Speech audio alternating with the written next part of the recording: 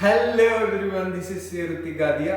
इस वीडियो में अपन CA foundation economics का एक जो टॉपिक है वो पढ़े करेंगे, इफेक्ट ऑफ इंक्रीज और decrease in demand and supply on equilibrium price. मतलब डिमांड सप्लाई कम ज्यादा करने पर इक्विलिब्रियम प्राइस में कम ज्यादा कैसे होगा, क्या इफेक्ट होगा, ये सारी चीजें अपन देखेंगे इस वीडियो में एकदम डिटेल में। तो ये पूरा चार्ट मैं आपको सिखाने वाला हूँ एक एक करके। तो चलिए शुरू करते हैं। सबसे पहली चीज बेसिक से शुरुआत करेंगे अपन।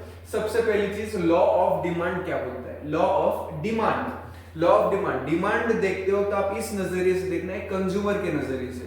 तो लॉ ऑफ डिमांड, समझो आप एक कंज्यूमर हो और मैंने आपको बोला जो चीज पहले 100 रुपए में थी वो अब 150 की हो गई, महंगी हो गई। तो आप वो चीज ज्यादा खरीदोगे या कम खरीदेंगे? ऑफकोर्स अपन वो चीज कम खरीदेंगे। तो लॉ ऑफ डिमांड का क्या कहना है कि प्राइस बढ़ने से डिमांड कम होगा और प्राइस कम होने से डिमांड बढ़ जाएगा। मतलब प्राइस और डिमांड इनवर्सली रिलेटेड है। एक का बढ़ने से, प्राइस के बढ़ने से डिमांड में क्या शिफ्ट होता है, ये बोलना है लॉ ऑफ डिमांड का। आपको ये चीज यहाँ पर जानना और नोट करना बहुत ज्यादा जरूरी है कि चेंज पहले प्राइस में होगा, उस चीज की वजह से डिमांड में चेंज आने वाला है, ना कि उल्टा। यहाँ पर पहले प्राइस चेंज होगी और प्राइस में चेंज होने की वजह से डिमांड में चेंज होने वाला है। प्राइस बढ़ा तो डिमांड कम, प्राइस कम तो डिमांड ज्यादा, ये बोलना है लॉ ऑफ डिमांड का। अगली चीज अपन देखेंगे law of supply. Law of supply, supply आपको देखना है एक प्रोड्यूसर के नजर से। आप एक बिजनेसमैन हो, आप क्या करोगे? समझो ये मोबाइल फोन, ये मैं पहले बेच सकता था 10,000 में, अब मैं यही सेम फोन बेच सकता हूं 15,000 में। तो मैं ज्यादा बेचने का ट्राई करूंगा या कम? मैं ज्यादा बेचूंगा, क्योंकि एक बिजनेसमैन हूं। जितना भाव ज्यादा हो जाएगा मेरे को उतना फायदा ज्यादा होगा। इस वजह से क्या होगा, प्राइस बढ़ने से सप्लाई बढ़ जाएगा और प्राइस कम हुआ तो सप्लाई ऑटोमेटिकली कम हो जाएगा।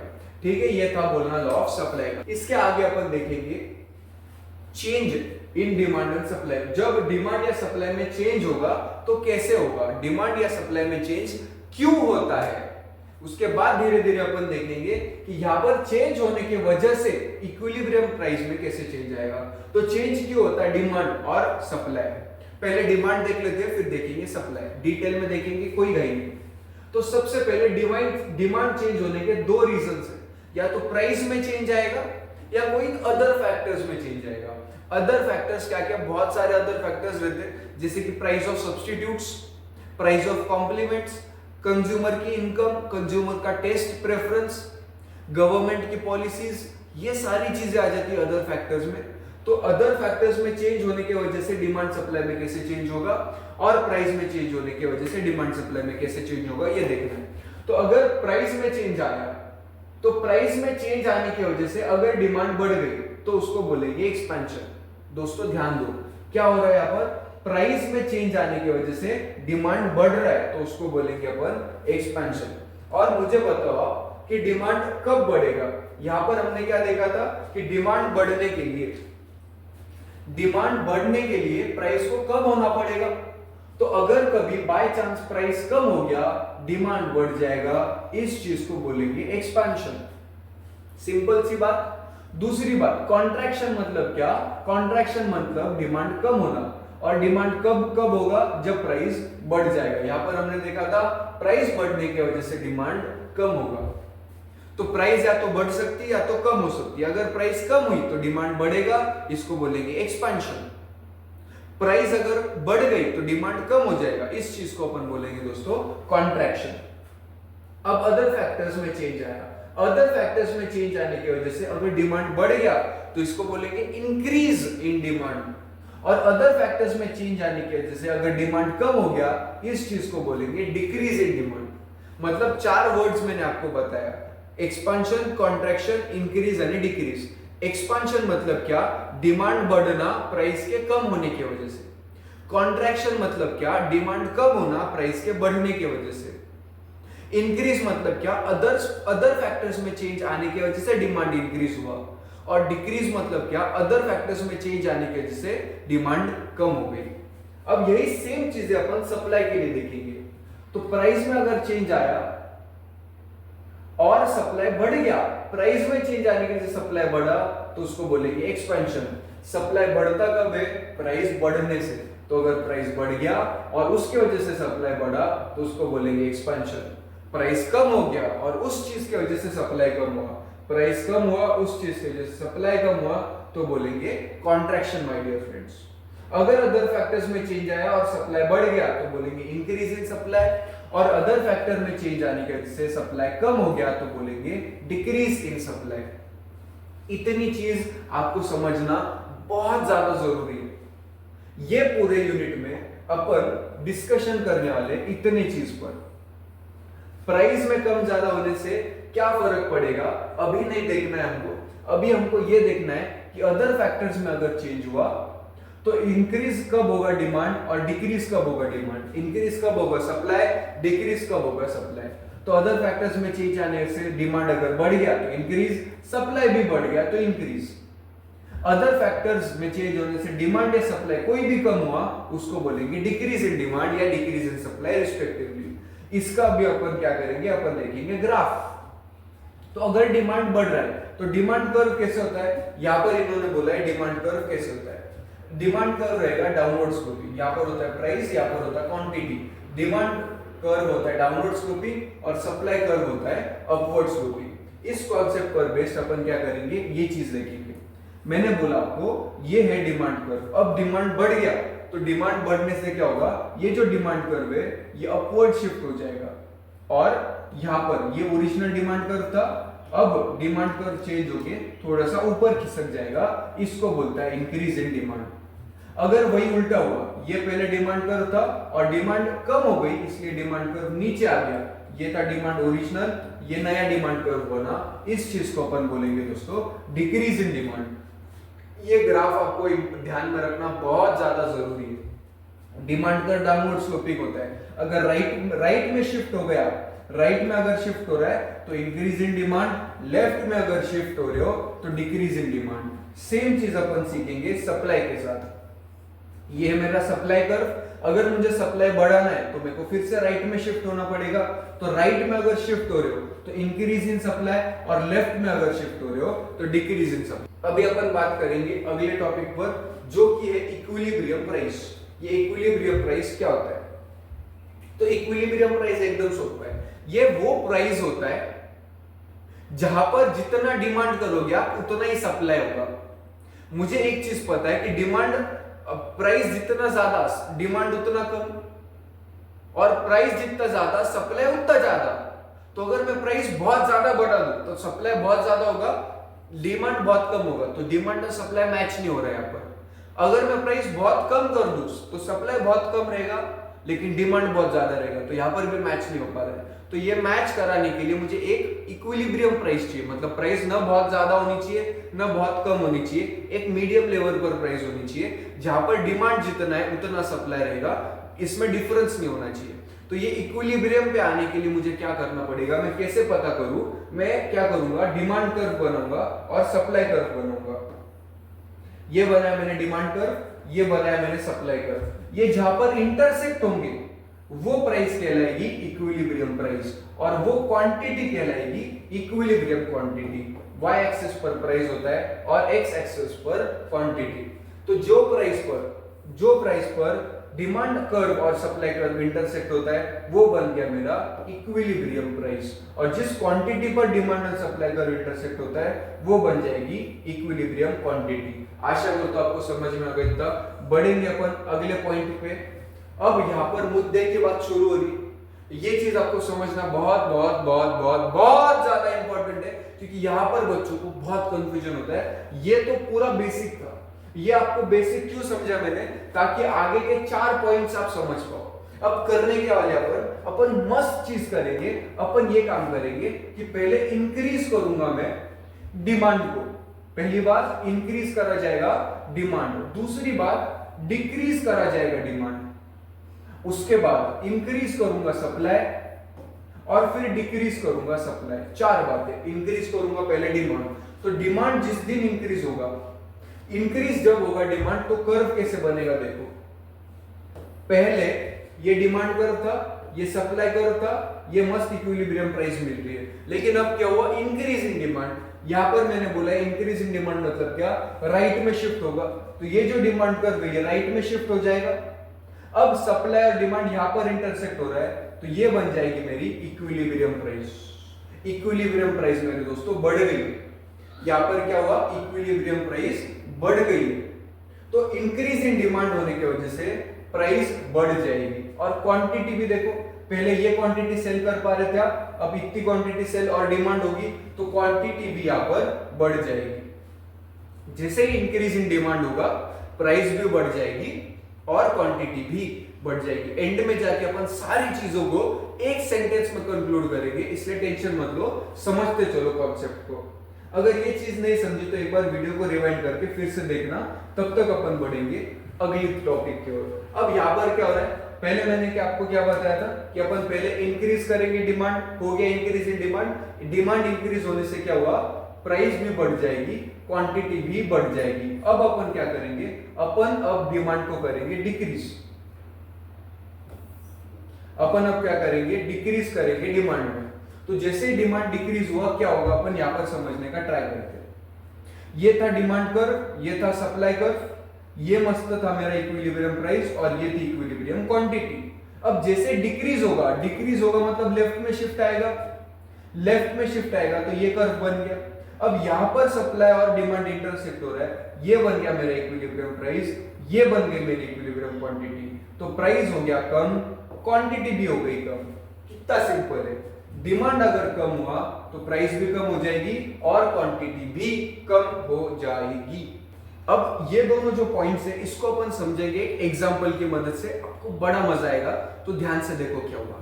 एग्जांपल कुछ ऐसा है, समझो 10 जन एनरोल करने को तैयार है इकोनॉमिक्स में। अगर मैंने प्राइस रखी 7000, प्राइस है 7000, 10 बच्चे आने को तैयार है। अब क्या हुआ, अचानक से और 100 बच्चे आ गए, तो इतने स्टूडेंट्स तो ऑक्यूपाई करने की कैपेसिटी है नहीं, तो डिमांड बढ़ रहा है। ऐसे पहले 10 थे, अब 100 बच्चे आ रहे, तो डिमांड बढ़ गया।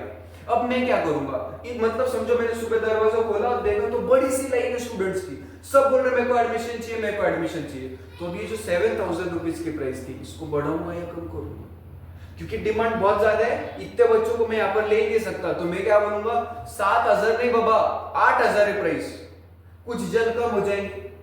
लेकिन और भी अगर कैपेसिटी नहीं तो मैं और प्राइस बढ़ा दूंगा, तो मैं बोलूंगा 9000 है, कुछ और कम हो जाएंगे, फिर उतने जनों को अपन एडमिशन दे देंगे।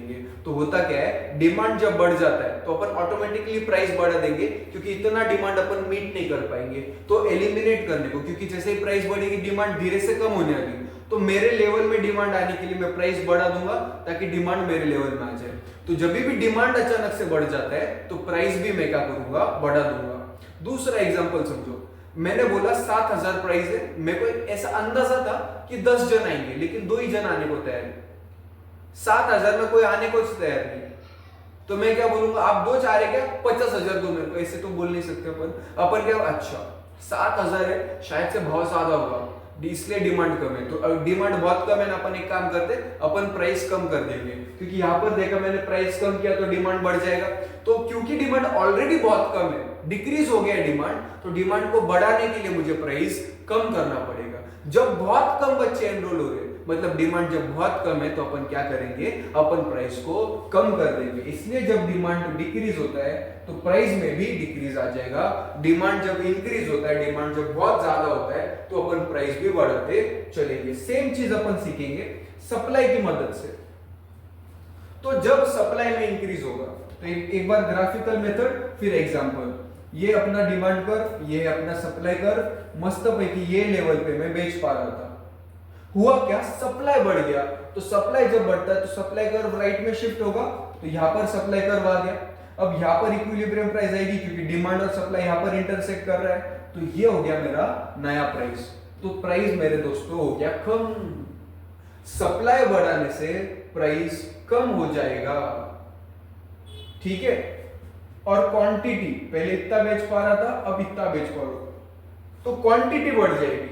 तो जब सप्लाई में इंक्रीज आएगा तो प्राइस कम हो जाएगी, लेकिन क्वांटिटी बढ़ जाएगी, ठीक है। अगली बात जो अपन करेंगे वो है, अब सप्लाई में डिक्रीज करूंगा। अब ध्यान से देखो, ये है मेरा डिमांड कर्व, ये सप्लाई कर्व। अब सप्लाई कर्व डिक्रीज करना मतलब लेफ्ट में शिफ्ट, लेफ्ट में शिफ्ट होना तो यहां पर बनेगा। ये मेरा पहले प्राइस हुआ करता था, अब यहाँ पर इक्विलिब्रियम प्राइस आएगा तो प्राइस में क्या हो गया, प्राइस में आ गया इंक्रीज। तो सप्लाई जब डिक्रीज होगा तो प्राइस होने वाला है इंक्रीज। और क्वांटिटी देखते, पहले इतना बेच रहा था, अब बस इतना बेच पाऊंगा, तो क्वांटिटी में कम हो गया, तो प्राइस बढ़ जाता है लेकिन क्वांटिटी कम हो जाती है। अब सेम चीज अपन एक एग्जांपल की तरफ से देखते हैं। अब हो क्या रहा है, समझो अपने क्लास का एग्जांपल लेते फिर से। अब मेरी रूम की सिटिंग कैपेसिटी है 100 जन, मतलब सप्लाई में 100 करने को तैयार है। अब हुआ क्या, अचानक से मैंने रूम एक्सटेंड कर दिया, एक्सटेंड करने की वजह से अब 200 की कैपेसिटी हो गई। अब क्योंकि 200 जन की कैपेसिटी है, लेकिन अगर 200 जन आए नहीं तो मेरा रूम का जो रेंट है, जो भी मैंने खर्चा किया वो वेस्ट हो जाएगा। तो मैं क्या सोच रहा है, यार सप्लाई तो बढ़ा दिया है और अगर बच्चे आए नहीं तो मेरा नुकसान होगा। तो अब और बच्चों को बुलाने के लिए मैं क्या कर दूंगा, प्राइस कम कर दूंगा, क्योंकि जब प्राइस बढ़ेगी तभी डिमांड बढ़ेगी। और मैंने सप्लाई बढ़ा दिया, सिर्फ सप्लाई बढ़ाने से फायदा नहीं, डिमांड भी तो बढ़ना चाहिए। और डिमांड कब बढ़ेगा, जब प्राइस कम होगी। इस वजह से जब सप्लाई बढ़ता है तो प्राइस कम होता है। मैंने आपको ग्राफिकल तरीके से भी सिखा दिया, एग्जांपल से भी सिखा दिया। अब लास्ट एग्जांपल लेंगे अपन, डिक्रीज इन सप्लाई। पहले ना यहाँ पर 100 जन बैठा करते थे, अब मैंने सप्लाई कम किया, मैं बोला जा मैं सिखाने नहीं वाला। समझो एक सब्जेक्ट का एग्जांपल लेते हैं। पहले मैं 8th स्टैंडर्ड को भी सिखाया करता था, ये साल से मैंने 8th को सिखाना बंद किया। मैं बोला मैं 8th को नहीं सिखाने वाला, लेकिन इसका क्या मतलब, मैंने सप्लाई कम कर दिया, मैं नहीं सिखा रहा 8th को, लेकिन लोगों को तो एडमिशन लेना है, 8th वाले जो बच्चे हैं उनको तो सीखना है। तो पेरेंट्स के फोन आ रहे हैं, भैया प्लीज आप क्लास लो। पहले कितनी फीस लेते थे, मैं बोलो 20,000। अच्छा 8th की 20 लेते क्या, एक काम करो 25 लो ना, 25 लो, लेकिन मेरे बच्चों को सिखाओ। तो ये हो रहा है, जैसे मैंने सप्लाई कम किया, लोग ज्यादा पैसा देने को तैयार है। तो सप्लाई कम करने से प्राइस मेरे दोस्तों बढ़ जाएगा, सप्लाई कम करने से प्राइस बढ़ जाएगा। लेकिन मैं कम बच्चों को सिखाऊंगा, क्योंकि सप्लाई मेरे को नहीं करना है, तो कम बच्चों को सिखाऊंगा, तो क्वांटिटी भले डिक्रीज होगी लेकिन प्राइस जाएगा बढ़। एक 30 सेकंड में पूरा रिवाइज करेंगे फटाक से। प्राइस बढ़ने से डिमांड कम होगा, लेकिन डिमांड कम होने से प्राइस भी कम होगा। प्राइस कम होने से डिमांड बढ़ेगा, लेकिन डिमांड बढ़ने से प्राइस बढ़ेगा। प्राइस बढ़ने से सप्लाई बढ़ेगा, लेकिन सप्लाई बढ़ने से प्राइस कम होगा। प्राइस कम होने से सप्लाई कम होगा, लेकिन सप्लाई के कम होने से प्राइस बढ़ेगा। एक बार आपको एक्सप्लेन करेंगे अपन। उसके पहले एक बार फिर से रिवाइज करूंगा, उसके पहले ये लास्ट टॉपिक है कि अगर दोनों की दोनों चीज हो, मतलब डिमांड सप्लाई दोनों में अगर चेंज आ रहा है तो कैसे होगा। डिमांड और सप्लाई दोनों में अगर चेंज आया तो यहाँ पे क्या देखेंगे अपन कि डिमांड में अगर चेंज ज्यादा आया, यहाँ पर पहले क्या देखा था, सिर्फ डिमांड में चेंज आ रहा है या सिर्फ सप्लाई में चेंज आया। यहाँ पर इन्होंने क्या बोला, दोनों डिमांड सप्लाई दोनों में चेंज आया, तो मैं देखूंगा कौन सा चेंज ज्यादा है। अगर डिमांड का ज्यादा चेंज है तो डिमांड को फॉलो करो, सप्लाई में ज्यादा चेंज है तो सप्लाई को फॉलो करो। तो यहाँ पर सप्लाई में फॉलो करना है या डिमांड में फॉलो करना है, ये आपको देखना पड़ेगा। और at the end of the day कहानी चलेगी बिल्कुल सेम। यहाँ पर अगर डिमांड को फॉलो कर रहे हो तो ये दोनों केस में आ जाना, अगर सप्लाई को फॉलो कर रहे हो तो ये दोनों केस में आप आ जाना। तो एक काम करो, इस चीज का स्क्रीनशॉट ले लो। ये वो पूरी कहानी थी जो अब तक हमने इस वीडियो में सीखा। अब आपको क्या करना है, एक बार ये पूरा ट्राई करो लिखने का और समझने का। एक बार आपको लग रहा है कि यार समझ में आ रहा है थोड़ा बहुत, उसके बाद वीडियो एक और बार फिर से देखना, तब 100% क्लैरिटी आएगी। और सिर्फ आपके लिए एक और मैं आपको रिवाइज कराता हूं। इसके लिए आपको बस याद क्या करना है कि जो लॉ ऑफ डिमांड है, इसका रिलेशनशिप होता है इनवर्स, और लॉ ऑफ सप्लाई, इसमें रिलेशनशिप होता है डायरेक्ट। इनवर्स का मतलब क्या, इनवर्स से बोलना यह है कि प्राइस बढ़ा तो डिमांड कम होगा, और प्राइस कम हुआ तो डिमांड बढ़ जाएगा। डायरेक्ट से मेरा मतलब क्या कि प्राइस बढ़ा तो सब बढ़ेगा, प्राइस कम हुआ तो सप्लाई कम होगा। तो हमने ये क्यों याद रखा, ये इसके लिए याद रखा ताकि ये याद हो जाए। और ये क्यों याद रखा, क्योंकि ये याद करना है मुझे। तो मैंने ये याद किया कि लॉ ऑफ डिमांड क्या बोलता है कि इनवर्स रिलेशन होता है प्राइस और डिमांड में। लॉ ऑफ सप्लाई ये बोलता है कि डायरेक्ट रिलेशन होता है प्राइस और सप्लाई में। प्राइस और डिमांड में इनवर्स रिलेशन, प्राइस और सप्लाई में डायरेक्ट रिलेशन। इनवर्स मतलब एक बढ़ा तो एक कम, यहाँ पे दोनों बढ़ेंगे या दोनों कम होंगे एक साथ, डायरेक्ट का मतलब। अब मुद्दे की बात ये कि अब ये चैप्टर में, ये टॉपिक में अपन क्या कर रहे थे, उल्टा जा रहे थे डिमांड से प्राइस पे। तो इसका ऐसा याद रखना है, ये दोनों एक साथ होंगे और ये दोनों एक साथ होंगे। यहाँ पर उल्टा, यहाँ पर भी ऐसे ही, ये दोनों एक साथ और ये दोनों एक साथ। तो चार कंक्लूजन जो पिछले पेज पे लिखे थे वो यहाँ पर देख के आप बोल पाओगे क्या? पहला कंक्लूजन, डिमांड बढ़ा तो प्राइस बढ़ेगा। दूसरा कंक्लूजन, डिमांड कम तो प्राइस कम। इधर वाला कंक्लूजन, प्राइस सप्लाई कम हुआ तो प्राइस बढ़ जाएगा, सप्लाई बढ़ गया तो प्राइस कम हो जाएगा। इतना आसान है इसको याद रखना। आशा करता हूं दोस्तों आपको कॉन्सेप्ट भी समझ में आएगा। कॉन्सेप्ट में मैंने आपको ग्राफिकली भी सिखाया, वो भी समझ में आया। एग्जाम्पल जो मैंने लिया क्लास का वो भी समझ में आया, और ये ट्रिक तो बहुत बढ़िया से आपको समझ में आएगी और 100% याद हो जाएगा आपको। ठीक है दोस्तों, मिलते हैं अगले वीडियो में, तब तक के लिए जय जिनेंद्र।